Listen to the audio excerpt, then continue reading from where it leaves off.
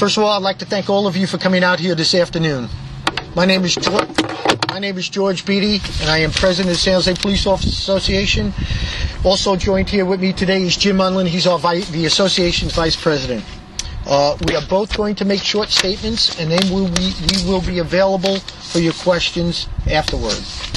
But before I begin on my statement, I'd like to let you know that earlier this afternoon, shortly after 12 o'clock, an 84-year-old woman was found in the street on Las Plumas Road. She was the victim of a carjacking. The car was stolen from her driveway. She is currently at one of our local hospitals being attended to her injuries, and that's precisely why we're here today, to talk about the safety of our citizens. Behind me is the vacant Southside Police Substation. This brand new building, built at a cost to the taxpayers of $92 million, was mothballed as soon as it was completed last year because there are simply not enough officers left in the police department to staff it. This fact makes the city's administration's proposal to eliminate 350 officers this year all the more mind-boggling. We are here today because we believe this building is a testament to the misplaced priorities of many, but not all, in our city's so-called leadership. Additionally, we believe that this building, funded by a bond measure approved by the city voters, demonstrates clearly the disconnect between what the people of San Jose want and the results their elected leaders are delivering. Staffing levels for the San Jose Police Department are about currently half the size found in other major cities our size. Despite this, the mayor and city administration have suggested laying off 350 of our officers. If these cuts go through, our department staffing levels will be below 900 officers for a city of 1 million people. The last time San Jose PD had a staffing level of 900 officers was in 1984. Today's population is nearly double the population it was back then. To even suggest going down to that staffing level is irresponsible and reckless. A smaller department would surely delight the gangs and the criminals in this city, as police response time will slow to a crawl, proactive police work will come to an end, and will become a thing of the past. More crimes will go unsolved. Just last year, budget cuts forced the department to eliminate its violent crimes enforcement team, known as our gang unit. The horse-mounted unit will soon disappear, and if the mayor gets the additional cuts he's looking at, we'll probably no longer have a burglary unit here in the San Jose Police Department. My message to our city leadership is simply this: no cuts to police, period. POA Vice President Jim Unlin will discuss the status of our negotiations with the city in a moment. But I will tell you now that the mayor's statement last week that contract concessions are all that is needed to avoid layoffs was patently dishonest. According to the mayor's own numbers, even if we accept all of the concessions the mayor has currently proposed to us, there will still be huge layoffs of police officers, approximately 237 officers as I stand here speaking before you. The citizens of San Jose do not fully understand what the mayor and the city administration are proposing. If they did, they would be outraged.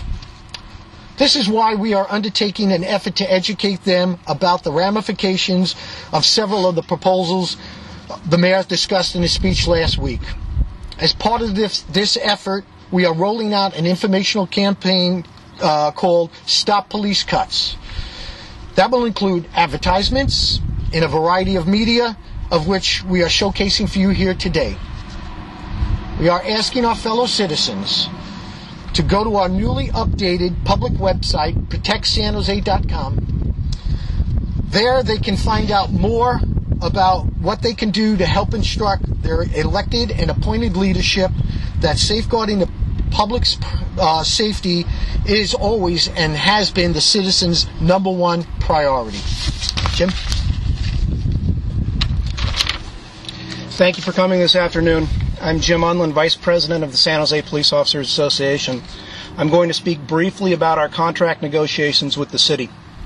First and foremost, let me say we're reasonable people, and the POA has a history of working with the city to provide competitive benefits while addressing the city's financial realities.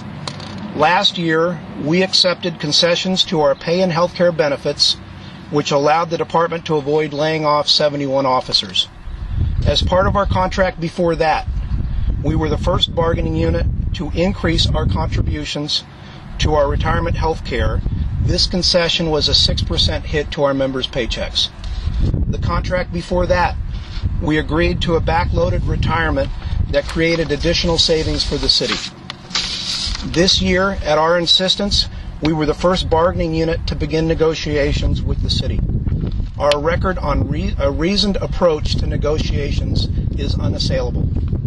The POA is looking at creative solutions that recognize the fiscal realities of the times we're in. We have been meeting weekly with the city's lead negotiator, Alex Gurza. To get into some specifics, we have been on the record for over a year expressing our willingness to work with the city to develop a 2-tier retirement system that is fair to our future officers and fair to the city. Just last week, we were in discussions about the city's sick time buy-down policy. Just as a reminder, that benefit was the city's idea. In 1992, they offered it to us instead of a pay raise. We will be evaluating many of our benefits in an attempt to work through these challenging times. Negotiations are difficult, complex, and take time to work through. The mayor's unrelenting attack on our compensation and his personal attacks on our members only divides us and distract from the work at hand. I feel it necessary to remind Mayor Reed, as a council member and as mayor, he voted to accept our last 4 contracts, providing us many of the benefits he now condemns. Mayor Reed, the men and women of the San Jose Police Department deserve a mayor who supports them, not vilifies them. They deserve better than the threat to roll back their staffing or their benefits back to the 1980s. A solution to the problems at hand will involve all of us. Your divisive posture only hinders progress. A department of 900 officers is unacceptable. Our city leaders have to start with that premise as we work for solutions. And we're ready to take your questions if you have them.